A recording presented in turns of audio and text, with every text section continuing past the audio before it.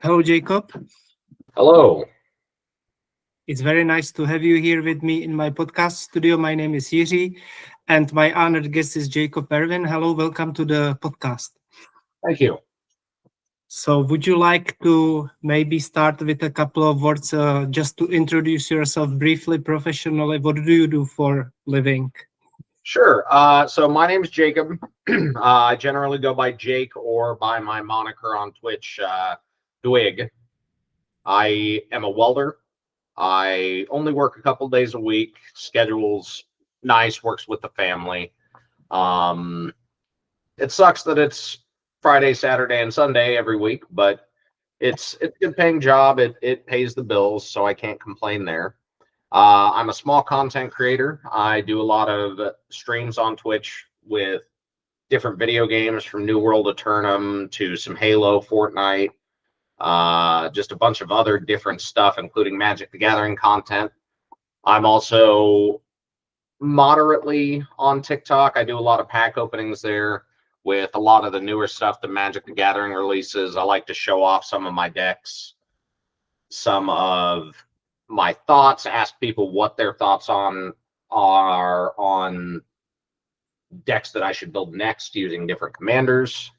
So that's a little bit about my background. I haven't really been making a Mhm. whole lot of content recently, but I'm trying to get it more out there. Thank you for sharing, Jake. How did your journey begin? Do you remember?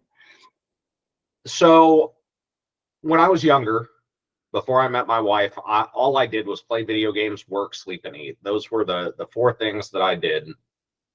And one day I was playing video games, and a buddy of mine said, "Hey, why don't you try streaming out?" And I'm like, "Okay, what is that?"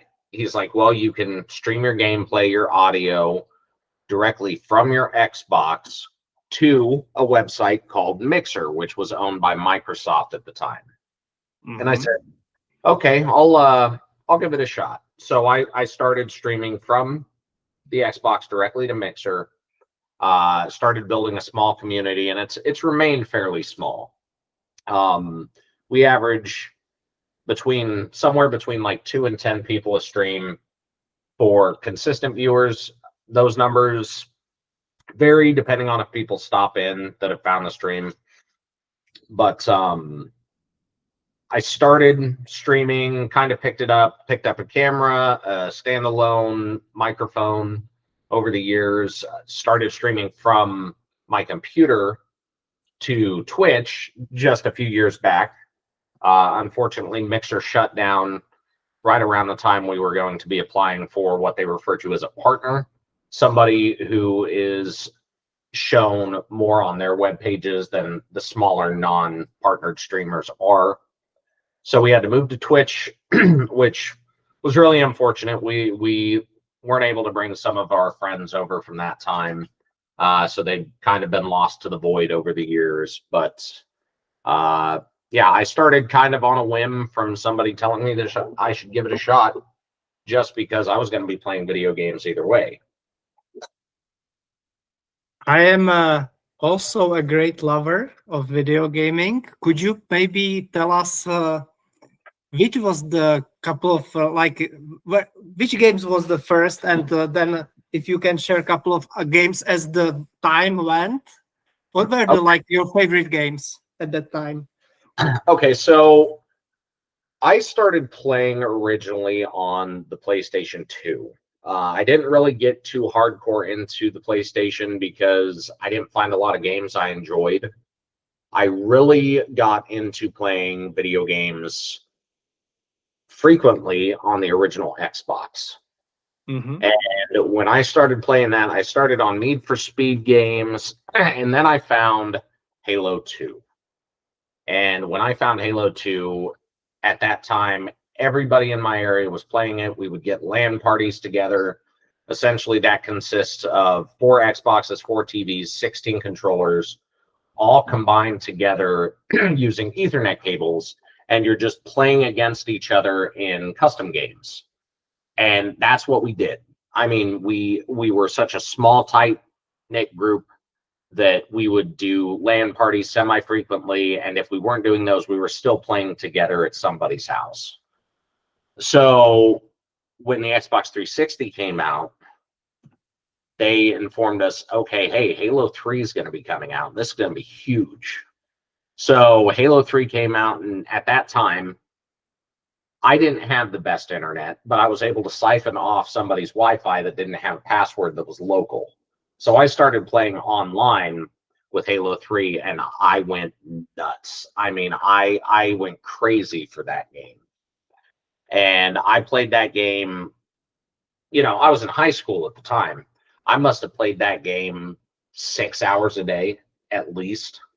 I love that game so much. In fact, a lot of the people that I have on my Facebook are actually friends that I consider to be lifelong from that game itself. I've met people that I started playing that video game with that live, in other places in the U.S. I had one of them actually ask if he could stay with me for a week because he was going to be working up in my area. And I immediately was like, oh yeah, dude, I would love for you to come and stay the week. We can hang out, play video games all week. So sure enough, he lived at the house for a week. As for other games, I would say RuneScape is a big mine. I found that one when I was in middle school, kind of stopped playing it for a while, and just recently started getting back into it. They have OSRS, which is old school RuneScape, and then they have a version called RS3, which is not as grindy, a little bit easier for carrying different things and different tools to make it a lot less of a grindy game. And I have gone to RS3 personally. I don't mind the grind, as can be seen with some of the games that I play, but RS3, in my opinion, fits my play style a little bit better than OSRS did. So, and then now it's a lot of New World Eternum. We do a lot of Fortnite with different people in the stream. Sometimes I'll play with my kids, my wife, and that's more just to get the community into it. We like to be interactive for people to be able to mess with the gameplay, or just join us while we play video games.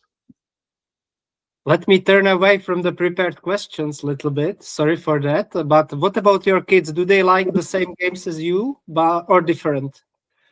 A little bit. So I will say that I like Minecraft a lot too. I didn't really touch on that one. I enjoy playing Minecraft. We have a realm that other people play on as well. My kids love that. My kids love Fortnite. So there are a couple games that we play together. However, they do like what I refer to as silly games, right? So like Human Fall Flat, Gang Beasts, those kind of games. I can't really get into those, and maybe it's just because I'm an adult. I don't know. There could be multiple reasons, but it just seems like there isn't a point to the gameplay.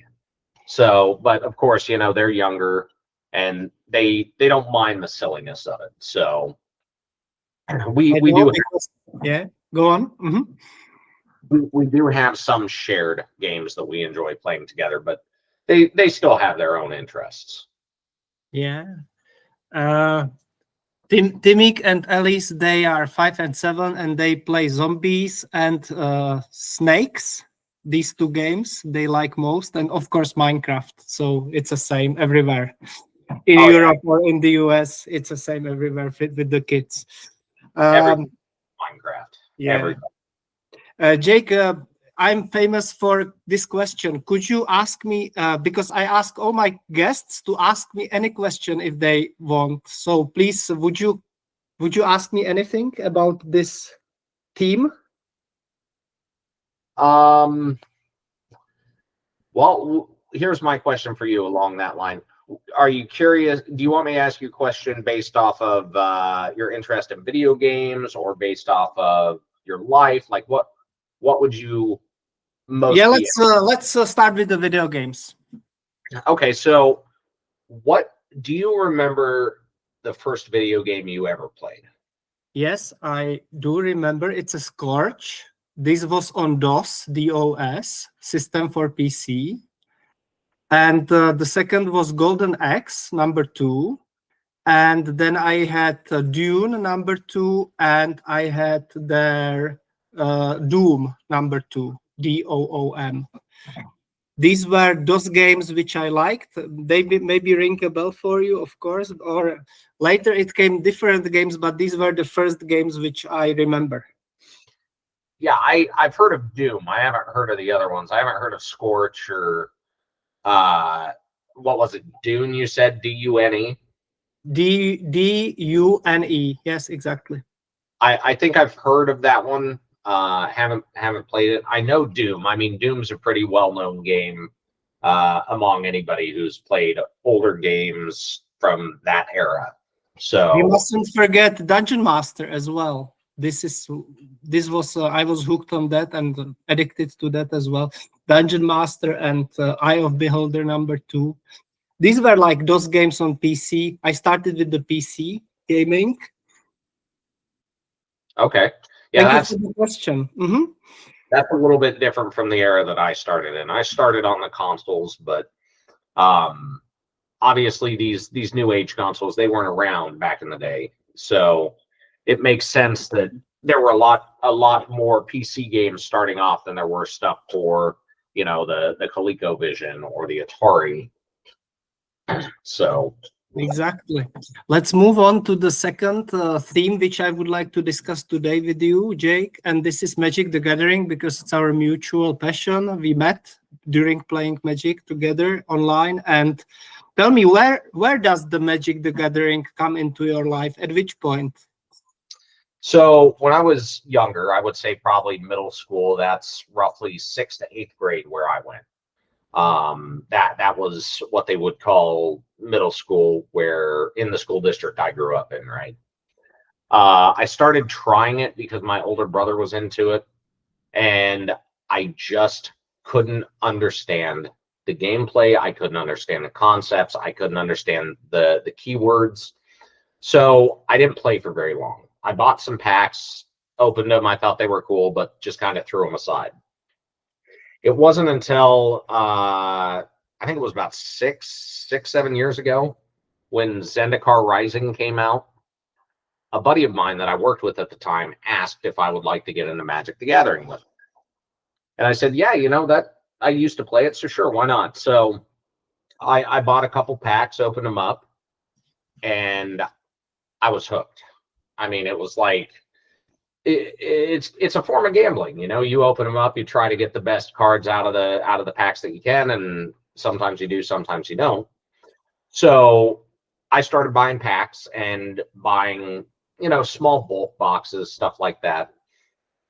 And we started playing on a semi-casual basis, maybe a couple times a month. And we would host it at our house when we were living in Indiana. And it just kind of spiraled out of control from there, to be honest.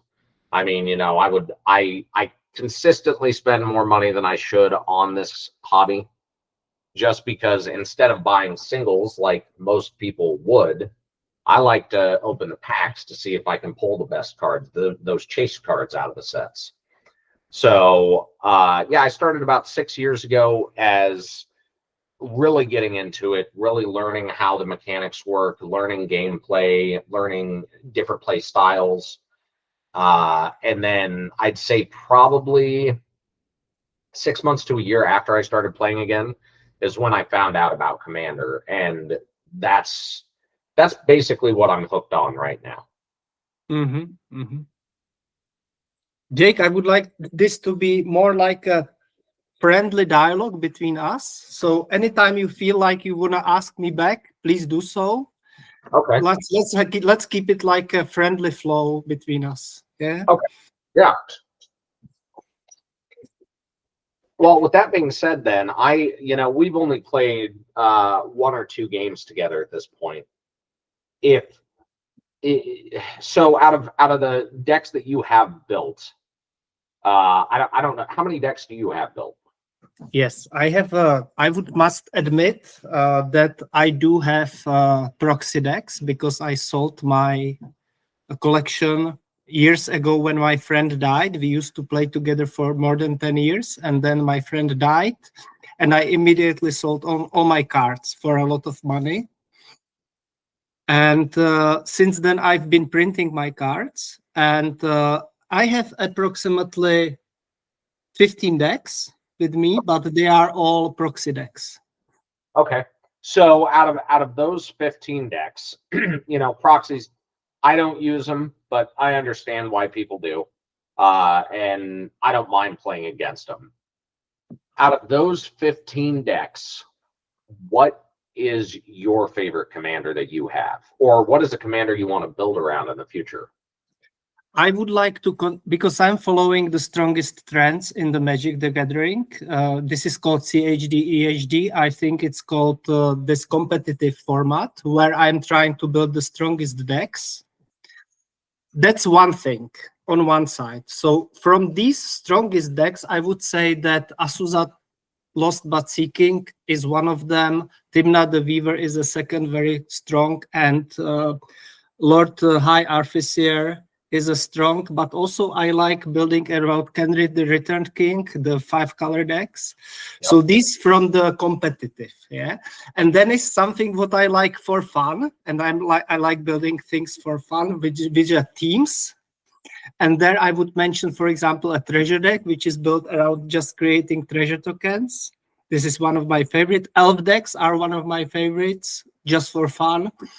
And also I like to build around graveyard mechanics. This is just for fun as well.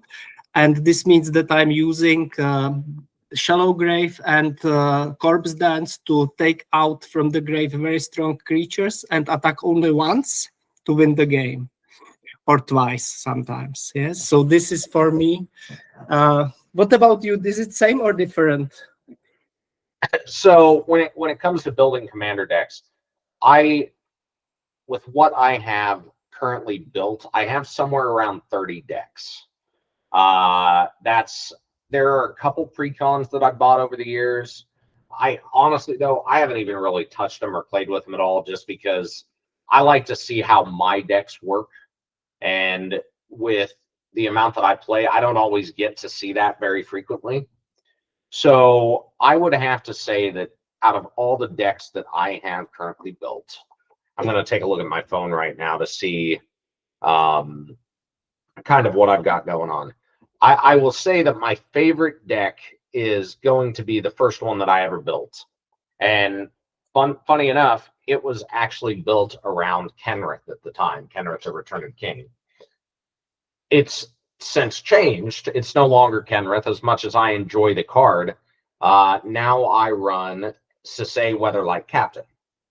And I originally had built this deck as a shrine token deck, right?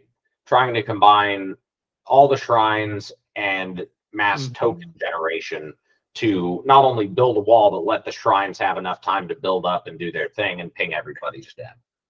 Unfortunately, it's gotten away a lot from the token generation and essentially just gone to getting all the shrines out as quickly as possible. Mm-hmm. And it is by far my favorite deck. The majority of my higher end cards that I pulled or found over the years are in this deck currently. It's not cheap, but luckily I haven't had to have spent a whole lot on singles. Now I've spent a lot on the packs to find these cards, but I haven't paid for the actual cost of the cards at any given point, really. So it's definitely my baby. It's a work of love, that one.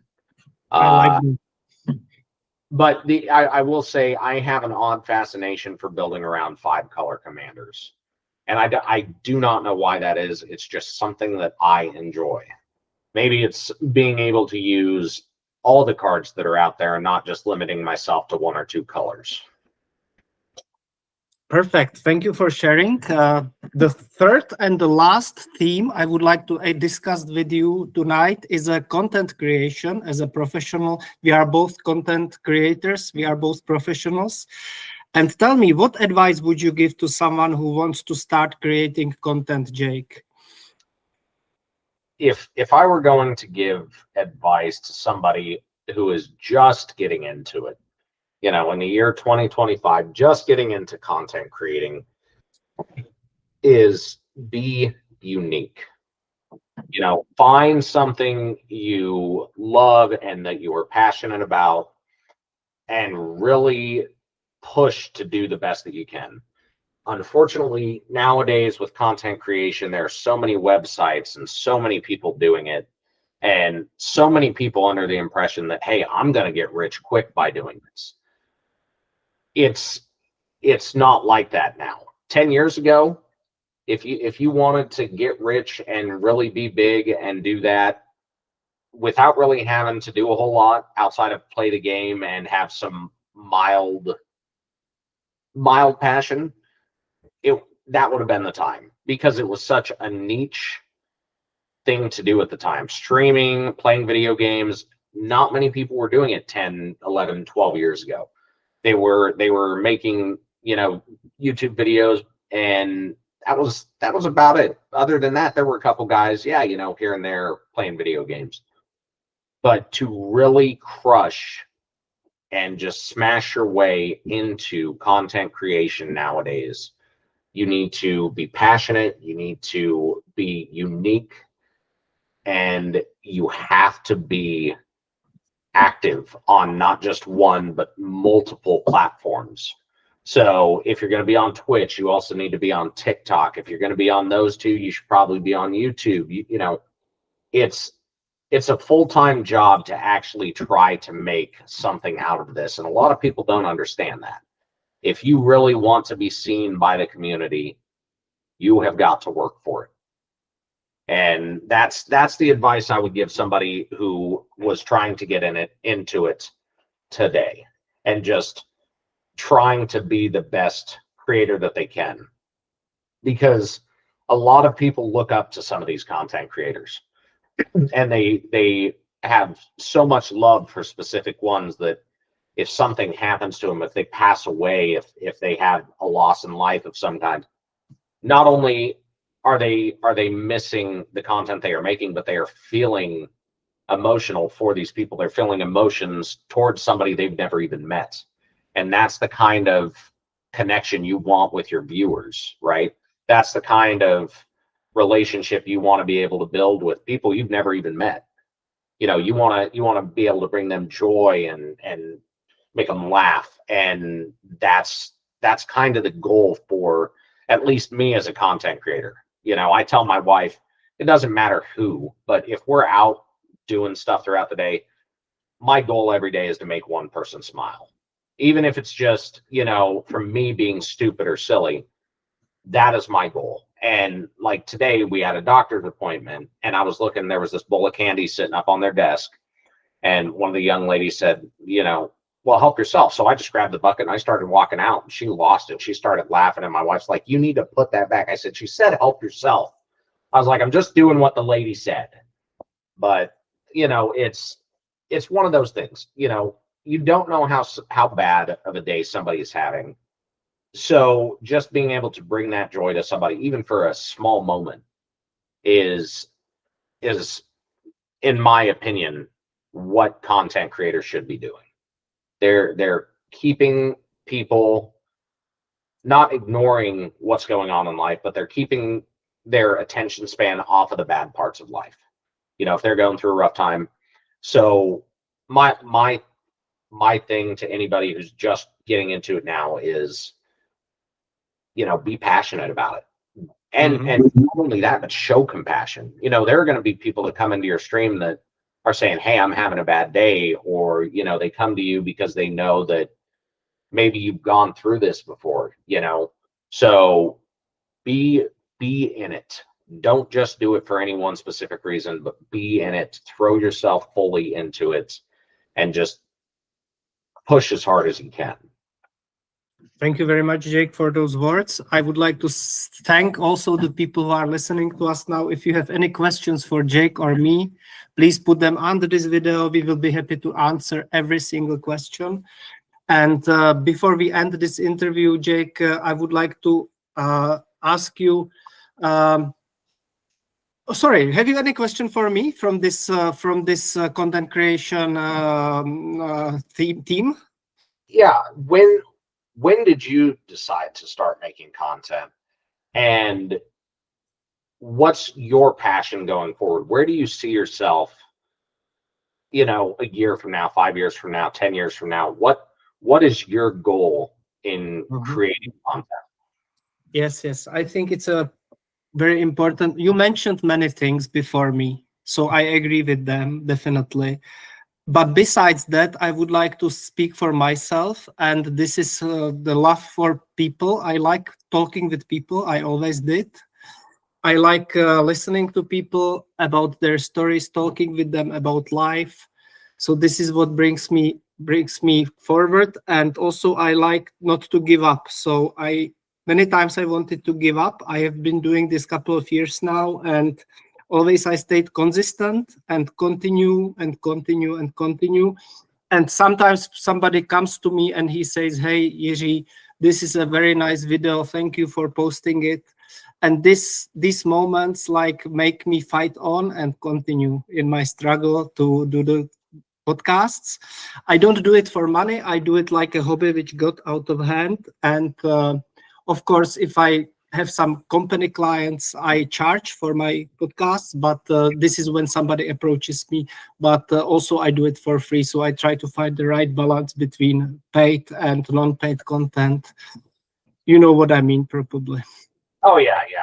You don't want to seem like you're too money hungry, right? Like you want to get that content out there, not for monetization, but just, I mean, if it's something you're passionate about, just to get the word out there, right? Jake, where can we find your works, your content? Where is it? Where is it? If somebody liked this interview and would like to check your content, where would you be kind to share with us about where they can find it, the people? Yes. So as of right now, you can find me mainly on Twitch, and that is with the username TLW Dwigster, DWIGSTER, twitch.tv/TLW Dwigster. You can find me on TikTok as well under the Wolves Den Gaming, very similar to my username here, right underneath Yeah, my yeah. beautiful face. And I do have what is it now? It used to be Twitter, right? And now it's X. Access. Mhm. Uh, Also, the Wolves Den Gaming on there. I don't really post a whole lot to that. I have about one follower, so you know that is a small part of my community that I don't use very often. But in fact, if you're also curious, I think I have a Facebook gaming page under the Wolves Den Gaming as well. Haven't been on there for a while just because I don't know how I feel about that community. I don't know where the algorithm is to find people, so I haven't quite reached into that yet. But I'm hoping that within this next year I can be a little explosive on where to find me. But those are the two biggest would be Twitch and TikTok. Thank you very much, Jake, and I wish you good luck in your business and in your life. Thank you for coming to this podcast. Of course, anytime, man, anytime. Mhm. Now we have officially ended it, and now it's a behind the scenes. So I will let the recording run for a couple of more minutes, and we can chat about anything in a friendly way. If you want to share any more things which we forgot, you can, or we can finish. It's up to you. Oh, it doesn't bother me at all. I don't really have anything going right now, anyways. I told my wife about this. Sorry, I'm reading a message that I was just sent. Uh, Maybe another one there. Yeah, it was. Uh, One of my moderators I have on Facebook, and that's I tell people a lot that come around the stream pretty frequently.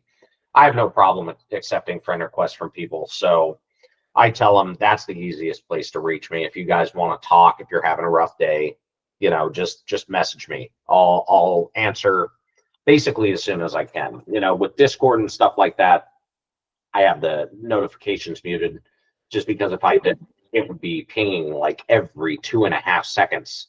That was another one that was about a separate game that I play though. But yeah, so I tell them, if you need something, get a hold of me on Facebook. I'm going to answer as quickly as I can. Yeah. In fact, a lot of those people, they have my personal phone number just because we're that close. I mean, we've known each other for like 10 years now, 8-10 years. So we've gotten pretty close. Jake, the one thing which interested me is TikTok. Can you tell me your username on TikTok, because I would like to follow you? Is it possible? Yeah, let me just pull it up real quick. I think it's essentially the same as my username here. The Wolves Den, right? Oh no, it's TLW Dwigster, just like the one that I just was talking about on Twitch. Can you put it? Can you put it to the chat, please, for me in here? I will add you immediately on my TikTok. Yeah, let me see if. So obviously the @ isn't part of it, but I don't know when you're searching if you have to add that or if it automatically does it. So that's what my TikTok username would be if you need to add the @. If you don't have to add it, then I will try it. I will let you know immediately if I'm successful. So TikTok Studio search, where is it? I don't know where it's at on the computer. Normally, like on the phone, I think it's in the upper right-hand corner. Yeah, okay, I'm trying. Back to TikTok. Okay, now I got it. Yes. Because I was in the studio, so it couldn't search. So here I will search. Yes, I found you. And that's actually something I've been thinking about changing for a while on there, just because of I'm moving towards a different type of content on there. I'm working on a master binder right now, and I really want to showcase that off a little bit more than what I have. So that's something that I'm thinking about really pushing towards. Maybe even changing the username that I have on there, but we'll have to see. This is mine. This is mine, by the way, so that you know who added you. Just a second. I will put it down as well. This is me, by the way, on the TikTok. I figured it was. I saw your name pop up there, and I was like, if it's who I think it is, yeah, it's so. Yeah. And what do you think about this group we are playing? Okay, I will stop recording now, maybe. Just a second. Yeah. That's